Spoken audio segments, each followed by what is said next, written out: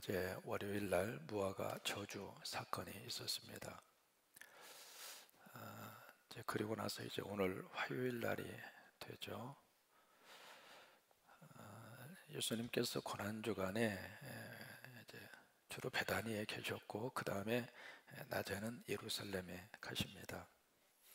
같은 길을 따라서 이렇게 가다가 베드로가 뿌리채 말라져 있는 무화과 나무를 봅니다. 그러면서 예수님에게 베드로가 그렇게 이야기를 하죠. 라비여 보세요, 이 무화과 나무가 뿌리로부터 말랐습니다. 베드로의 그 답변의 내용은 뭐냐면 주님 말씀대로 됐습니다. 여러분, 하나님 말씀대로 됩니다. 예수님이 어제 저주하신 그 말씀대로 저주를 하는 순간에는 그대로 있었죠. 저주하는 순간 갑작스럽게 뿌리채 말라버린 것이 아니라 이미 뿌리로부터 말씀의 역사가 나타난 거죠. 근데 겉으로 보기에는 아무런 변화가 없습니다. 근데 이미 근본적인 역사가 이루어진 거죠. 그래서 그 결과가 그 다음 날 나타나게 됐는데 베드로는 그 모습을 보면서 아하, 말씀대로 되는구나.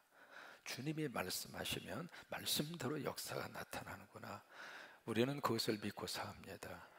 보기에는 아무런 변화도 없고 아무런 말씀의 역사도 나타나지 않는 것 같지만 그 말씀이 내 속에 들어와서 말씀이 내 속에 들어와서 말씀이 내 속에 들어와서 나를 변화시키고 나를 새롭게 하시고 나를 하나님의 사람으로 만들어 가시고, 이게요, 변화도 급진적인 변화가 있고 점진적인 변화가 있습니다. 급진적으로 하든 점진적으로 하시든 변화는 변화입니다. 그 베드로의 반응 앞에 예수님 바로 말씀하시는가 두 가지를 말씀하세요. 첫째로 하나님을 믿어라. Have faith in God. 하나님을 믿어라. 어떻게 생각하면 그게 무슨 의미의 말씀일까? 그게 하나님을 믿어라 라고 하는 그 말씀 속에 어떤 의미를 담고 있느냐면 하나님 사이즈의 믿음을 가져라. 믿음에도 종류가 여러 가지가 있습니다. 내가 생각하는 믿음이 있어요. 내가 나름대로 생각하는 믿음의 사이즈가 있습니다. 그 믿음의 사이즈라고 하는 것은 어떤 의미에서 고무줄처럼 어느 때는 믿음이 큰 것 같고 어느 때는 믿음이 작은 것 같고 어느 때는 이게 감정이 나를 지배하면 믿음이 없어져 버리는 것 같고, 그래서 내가 생각하는 믿음의 어떤 모습들이 때로는 그것 때문에 낙심이 되기도 하고 어느 때는 그것 때문에 우쭐되기도 하고, 그런데 예수님은 여기서 그 말씀을 하시는 게 아닙니다. 네 믿음이 아닙니다. 나의 믿음이 아닙니다. 하나님의 믿음입니다. 우리 믿음의 근거는 우리에게 있지 않습니다. 하나님에게 있습니다. 우리가 뭘 믿느냐? 나를 믿는 거 아닙니다. 그러니까 우리가 믿는 믿음의 구체적인 대상은 내가 아닙니다. 눈에 보이는 그런 세상이 아닙니다. 하나님이에요. 그래서 하나님의 사이즈의 믿음을 가져라 그거예요. 그리고 그 다음에 하시는 말씀이 너희가 이 산더러 바다에 던지오라. 그렇게 말을 하고 너희가 의심치 아니하면 그대로 되리라. 그리고 바로 이어서 기도의 말씀으로 하시고 있습니다. 너희가 무엇을 구하든지 받은 줄로 믿어라. 그리하면 그대로 되리라. 그게 여러분 기도 응답의 역사입니다. 첫째 A, 그 다음에 B, 그 다음에 세 번째가 R입니다. 뭐냐면 에스카라 그 말이에요. 구하라 그 말이에요. 여러분 무엇이든지 우리 기도하시기 바랍니다. 작은 것도 기도하시고 큰 것도 기도하시고 사소한 것도 기도하시고 당연한 것도 기도하시고 기적이 필요한 것도 기도하시고 오늘 하루도 기도하시고 자녀들의 미래를 위해서도 기도하시고 어느 것이든지 하나님 앞에 구하라 그 말이에요. 구하는데 구하는 것으로 끝나지 말고 두 번째 believe, 믿으라 그 말이에요. 기도와 믿음이 함께 가야 역사가 나타납니다. 그래서 믿어라. 그리하면 너희가 받으리라. receive. 너희가 그대로 드리라. 그 말이에요. 여러분, 우리가 믿음으로 구하고 이 기도하고 나면 처음에 그 기도의 역사와 기도의 결과가 아무것도 나타나지 않는 것처럼 보일 때가 있습니다. 근데 이미 하나님은 뿌리로부터 시작하고 계시는 거예요.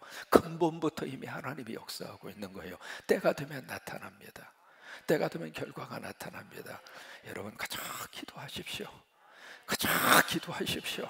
때로는 울면서 기도하시고 때로는 가슴을 쥐어짜면서 기도하시고 그러나 몸부림치면서 하나님 앞에 기도하십시오. 그 기도, 믿음으로 뿌려놓은 그 기도는 때가 돼서 하나님이 결과로 나타나게 하시고 역사로 나타나게 하시고 하나님의 거룩한 살림의 꽃으로 피어나도록 누가 역사를 하시는가? 하나님이 역사하십니다. 그게 하나님 사이즈의 믿음이에요. 오늘 사무엘상에 이제 구체적으로 사울이 왕으로 세워져 가는 과정을 계속해서 말씀을 하고 있습니다. 사울의 곁에 항상 누가 있었는가? 누가 있었죠? 사무엘이 있었습니다. 여러분, 사람은 누구든지 좋은 사람이 옆에 있어야 좋은 영향을 받습니다. 사울의 멘토는 사무엘이었습니다. 그리고 우리 믿음 생활을 하면서도 우리의 영적인 멘토가 필요합니다. 나 신앙생활 저 사람처럼 하고 싶다. 나 저 사람처럼 내가 믿음 생활하고 싶다. 내가 저 사람처럼 교회를 섬기고 싶다. 나 저 사람처럼 하나님 앞에 그렇게 살고 싶다. 나름대로의 자기 삶의 멘토가 필요해요. 사무엘의 곁에는 좋은 하나님이 보내신 멘토 사무엘이 있었어요. 그래서 1절에 보시면 사무엘이 사울에게 뭘 하느냐면 기름을 붓습니다. 기름을 붓는데 이 기름을 부으면서 여기 사무엘이 사울에게 뭐라고 지금 선포를 하고 있느냐면 1절을 함께 다시 한번 보십니다. 이에 사무엘이 기름병을 가져다가 사울의 머리에 붓고 입맞춤에 이르되 함께 있습니다. 여호와께서 내게 기름을 부으사 그의 기업의 지도자로 삼지 아니하였느냐. 여기 사울이 왕이 되는 것은 사울의 실력이었습니까? 백성들의 여론이었습니까? 투표에서 득표의 수가 많아서 왕이 됐습니까? 아니면 그 왕을 하나님이 세우셨습니까? 하나님이 세우셨다고 하는 그 모습이 기름 붓는 거예요. 네 실력으로 여기 올라온 게 아니다 그 말이에요. 하나님의 은혜로 하나님의 역사하심으로 너를 왕으로 세웠다. 그게 바로 뭐냐면 한 나라의 통치자가 되는 사람이든 이제 대통령이 되든 무엇을 하든지 간에 소명의식 가지고 하라 그 말이에요. 왜 정치 지도자들이 그런 모습으로 살까? 소명의식이 없습니다. 주민들의 여론이 좋아서 내가 투표 많은 표를 받아서 어떻게 해서 내가 4번 떨어지고 5번 떨어지고 나는 끝까지 한번 해먹을 거야. 그런 마음으로 해서 어떻게든 그렇게 해서 내가 이 자리에 올라왔다. 그 생각을 하니까 하나님이 안 보이는 거예요. 네가 대통령이 된다 할지라도 네가 왕이 된다 할지라도 네 힘으로 올라온 거 아니다. 하나님이 세우신 것이다. 소명의식 가지고 살라 그 말이에요. 소명의식을 가지고 사는 사람은 대통령이 자리에 있을지라도 하나님 잊어버리지 않습니다. 사울에게 그것을 요구하는 거예요. 그리고 나서 사울이 왕이 되었다고 하는 사실을 하나님께서 그를 택해서 왕으로 삼으셨다고 하는 것을 3가지 증거로 쭉 제시를 합니다. 앞으로 내가 고향에서 오는 사람 2사람을 만날 것이다. 2사람을 통해서 고향의 소식을 들을 것이다. 조금 더 가다가 당신은 3사람을 만나게 될 것이다. 근데 3사람 중에 한 사람은 떡 3덩이를 가지고 있고 한 사람은 염소 새끼 3마리를 끌고 가고 있고 한 사람은 포도주를 가지고 있을 것이다. 그런데 너에게 떡 2덩이를 줄 것이다. 그리고 3번째에 가서 가다가 보면 하나님의 산에 이르게 되는데 그 하나님의 산은 기브아 산입니다. 그 기브아 산에 당신이 이르게 될 터인데 거기에 가면 수없이 많은 선지자의 그룹이 하나님의 산에서 내려오는 사람을 보게 될 것이다. 그런데 그 선지자들과 더불어 네가 만나는 순간 하나님이 영이 너에게 임재하게 될 것이다. 그리고 그들처럼 입이 열려서 예언을 하게 될 것이다. 이 3가지의 내용에 대한 내용을 쭉 이야기를 해줍니다. 이야기해 주는데 그러고 나서 사무엘과 사울이 딱 헤어지는 그 순간 그날 이 3가지의 그 증거들이 사울에게 다 나타나게 되는 거예요. 여러분이 스스로가 그런 질문 던질 때가 있습니다. 과연 이 일이 하나님께서 원하시는 일인가? 과연 내가 지금 하고 싶은 이 사업이 하나님께서 원하시는 사업인가? 기도 응답인가? 거기에 대해서 우리 몇 가지 쭉 기도 응답의 모습이라고 하는 것을 확인해 가는 몇 가지 체크 포인트가 있습니다. 가장 먼저 첫째로 나타나는 현상이 바로 뭐냐면 마음의 평강입니다. 여러분 뭔가 사업을 하려고 그러시는데 막 불안해요. 왠지 모르게 두려워요. 그러면 조금 이따 하세요.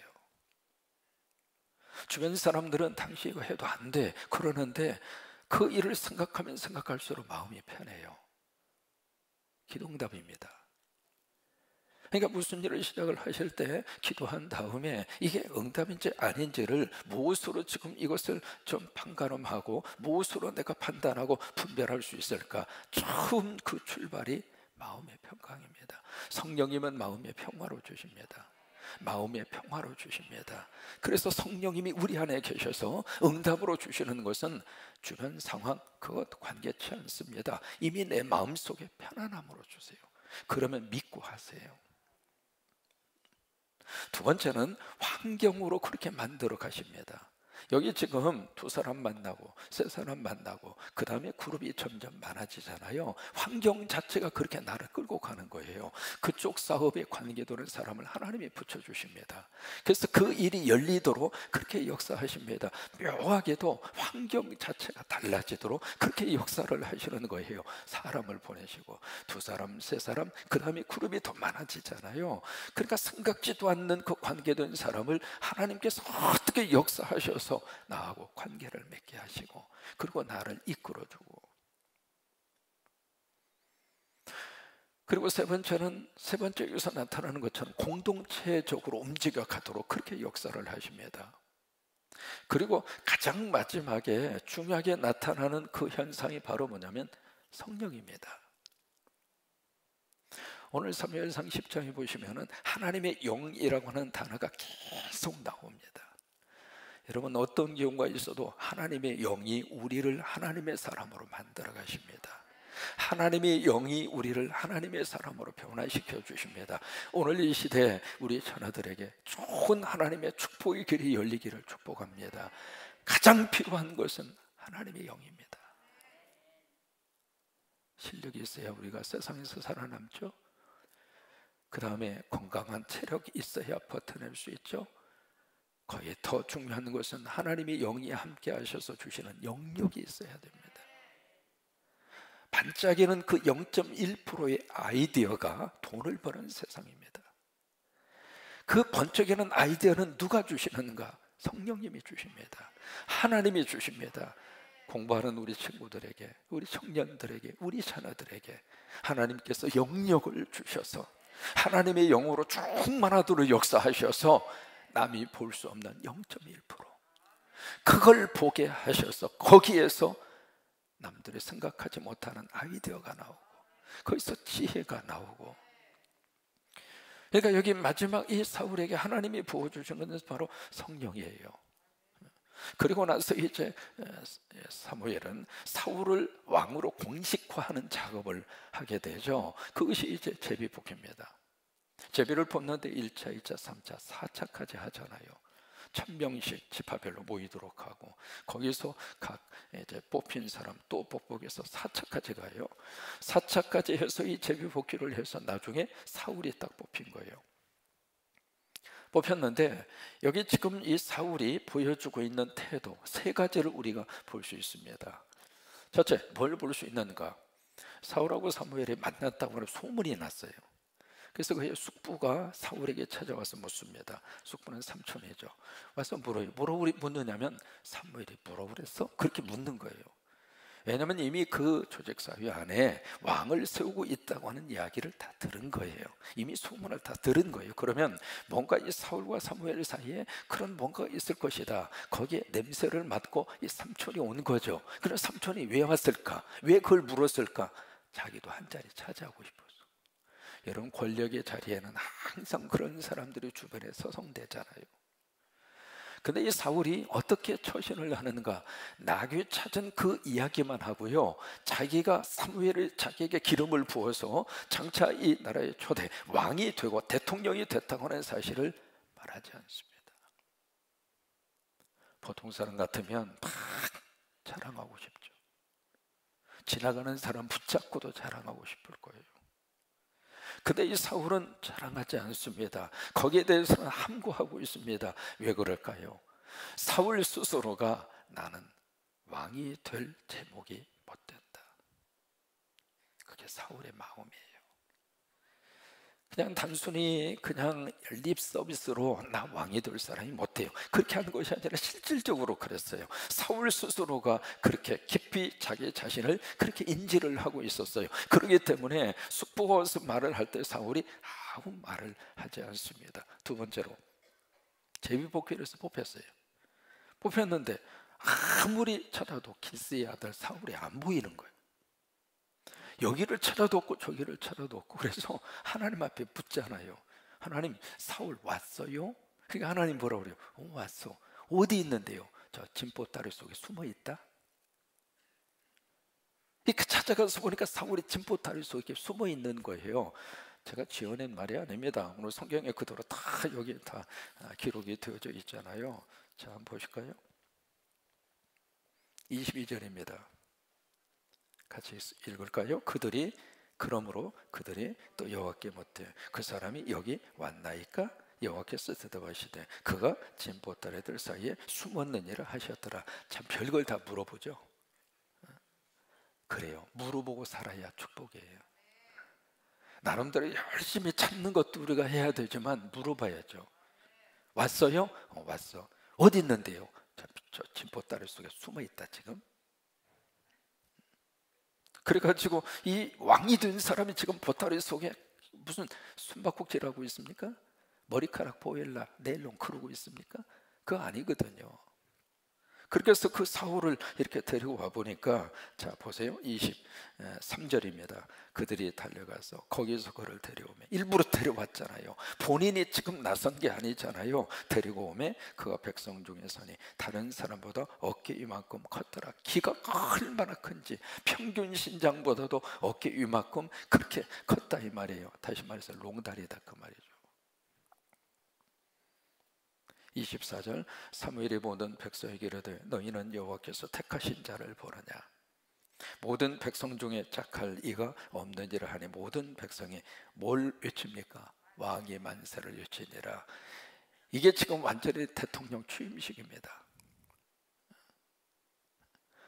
그러니까 지금 대통령으로 딱 당선이 돼서 당선증 딱 가지고 자기 아버님한테 가서 아버님 드디어 제가 대통령 당선이 됐습니다. 기자들이 따라가고 거기에 생중계를 하고 그러면서 그것을 막 모든 이 나라 전체 사람들에게 그렇게 하면서 막 알리고, 그리고 내가 대통령이라고 하는 사실을 인지하고 그렇게 축하하고 그렇게 떠드는 것이 아니라 사울은 오히려 숨어요. 나는 대통령감이 못 됩니다. 나는 왕감이 못 됩니다. 그게 사울의 마음이었어요. 그 다음에 세 번째로 무슨 일이 나타나는가? 지금 대통령으로 왕으로서 딱 취임이 됐잖아요. 그리고 거기에 이제 따르는 사람이 많이 생기게 됐죠. 사울과 함께 이 나라를 한번 해보자 싶어서 그런 사람도 생겼지만 27절을 보시면 어떤 부류의 사람이 등장을 하느냐면 여기 불량배가 나옵니다. 여기 이제 불량배라고 하는 것은 이 사울 자체를 싫어하는 그런 반대쪽에 있는 그런 사람들이죠. 그럼 이 불량배들은 어떤 의미를 가지고 있는가? 성령 받지 않는 사람이에요. 만약에 이 사람들이 성령을 받았다면 사울을 하나님의 영이 임하여 세우고 있다고 하는 사실을 알았을 거예요. 이게 영이 다르면 똑같은 사건과 말을 들어도 해석이 다릅니다. 가장 행복한 것은 영이 같을 때 행복합니다. 가정 안에 대화가 된다, 영이 같은 거예요. 가정 안에 대화가 아무리 해도 안 돼요. 한국말인데 그렇게 이해가 안 돼요. 영이 다른 겁니다. 영이 같아야 축복이거든요. 여기 불량배들은 영이 달라요. 그 앞에서는 영이 같기 때문에 이 사울을 하나님이 세우시고 있구나, 하나님께서 기름 부으셔서 하나님의 영으로 성령으로 충만히 임재하셔서 이 사울을 이 나라의 왕으로 세우셨다고 하는 사실을 같은 성령을 가지고 있는 사람들은 그걸 알게 된 거예요. 그래서 인정하고 순종하고 따라준 거죠. 근데 이 불량배들은 영이 다르니까 인정하지 않는 거예요. 그래서 뭐라고 불량배들이 이야기하는가? 이 사람이 어떻게 우리를 구원하겠느냐? 그것으로 끝나지 않고 멸시하며 예물을 바치지 아니하였으나, 그 다음에 중요합니다. 사울은 어떻게 했어요?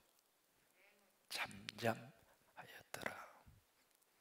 여기에 사울의 가장 중요한 그의 삶의 태도를 이 단어로 요약할 수 있습니다. 잠잠하였더라. 잠잠했다는 이야기는 조용히 침묵했다, 그 말이에요. 침묵했다. 오늘 사무엘상 10장에서 이 사울의 삶의 태도를 쭉 지켜보면서 느끼는 중요한 그의 삶의 태도는 바로 이겁니다. 그런데 이 잠잠함의 대표적인 트레이드 마크를 가지신 분이 누구냐면 예수 그리스도입니다. 그 많은 비난과 그 많은 험담과, 예수님 무슨 죄가 있어서 비난을 받을 만한 그런 분이었습니까? 죄는 없으신 분이었잖아요. 흠이 없는 분이었잖아요. 그런데도 예수 그리스도를 향하여 그 당시의 바리새파, 사두개파, 서기관, 율법학자, 산헤드린 공의원 할 것 없이 예수 그리스도를 그렇게 많이 비난하고 그렇게 많이 험담하고, 근데 모든 것 속에서 주님은 어떻게 반응을 보이셨는가? 잠잠했습니다.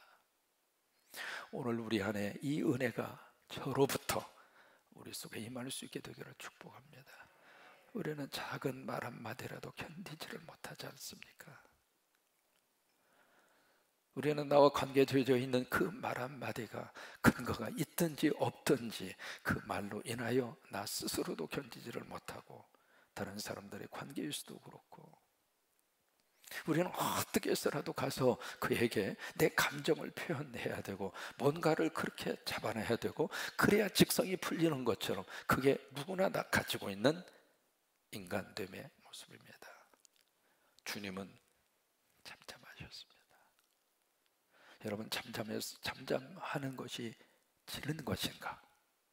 잠잠하는 것이 패배자의 모습인가? 아닙니다. 결국 누가 승리하셨습니까? 하나님의 아들 예수 그리스도가 승리하셨습니다. 모세도 마찬가지죠. 아론과 그의 누이 미리암이 와서 막 모세를 향하여 그의 지도력에 대해서, 그의 리더자에 대해서 도전을 하잖아요. 그때 모세는 어떤 반응을 보였는가? 잠잠했습니다. 우리 믿음 생활하면서 우리 안에 이런 은혜가 임할 수 있게 되기를 축복합니다. 잠잠하는 순간은 속상하고 잠잠하는 순간에는 화가 속에서 불불 옳습니다. 그러나 그 순간만 지나서 조금만 생각하면 차라리 잠잠했던 그 순간이 훨씬 더 축복입니다. 그래요. 사울은 이 상황 속에서 아무런 반응을 보이지 않고 오히려 잠잠한 그 속에서 하나님의 뜻을 이루어 드렸고, 그리고 나서 하나님의 역사를 마음에 생각하면서 사울이 그 모습을 보여주고 있습니다. 여러분, 이 사울의 이런 초반전의 모습이 믿음의 사람의 모습이에요. 그런데 이랬던 사울이 어떤 모습으로 변질됐는가? 그 모습을 보면서 뭘 느끼느냐면 매 순간순간마다 우리에게 성령이 필요합니다. 하나님의 은혜가 필요합니다. 오늘 은혜 받았으면 내일도 받아야 되고 성령님이 우리 도와주셔야 됩니다. 만약에 사울이 이 성령의 은혜를 끝까지 붙잡고 그가 살아냈다면 너무너무 위대한 하나님의 사람으로 역사 앞에 기록이 되어졌을 거예요. 근데 초반전에 그 성령의 은혜의 역사가 있었던 이 사울이 점점 인간의 모습으로 바뀌어지고, 그럴 수밖에 없어요. 성령님이 임재하지 않으면 다 사람은 사람이에요. 결국에 가서는 사울 비참한 모습으로 그의 삶을 끝내고, 자기뿐만이 아니라 자기 아들 요나단도 그렇게 삶을 끝내고. 여러분, 성집순례를 하시다가 보면 이 사울과 그 다음에 그의 아들의 목을 베서 그 목을 걸어놓은 벳벳이라고 하는 산성이 있습니다. 그 벳벳 산성을 여러분들이 가보실 수 있거든요. 그 산성에 그 성을 둘러싸고 있는 그 지역을 가시려면 한참을 걸어가야 돼요. 걸어가야 되는데 걸어가서 그의 목을 걸어놓았던 그 현장을 여러분들이 가서 보실 수가 있습니다. 그 현장에 딱 서서 많은 생각을 하게 했습니다. 사울을 초반전에 이렇게 멋진 하나님의 사람으로 만들어 주신 것은 바로 성령의 역사였습니다. 하나님의 영이 임재하니까 하나님이 그렇게 너무 귀한 하나님의 사람으로 그렇게 만들어 주셨습니다. 여러분, 오늘도 우리 안에 성령님이 함께 하시기를 바랍니다. 우리의 심령 속에 성령의 은혜가 바람이 불어서 이 미세먼지를 다 몰아내 주시고 황사를 몰아내 주시고, 이건 다른 바람 가지고 되지 않습니다. 성령의 바람만이 할 수 있습니다. 성령의 바람이 코로나를 물리쳐 주시고, 성령의 바람이 불신과 의심의 모든 바이러스를 다 몰아내 주셔서 오직 내 안에 하나님의 영으로 충만하셔서 오늘도 하나님의 축복의 역사가 임하기를 주의 이름으로 축원합니다.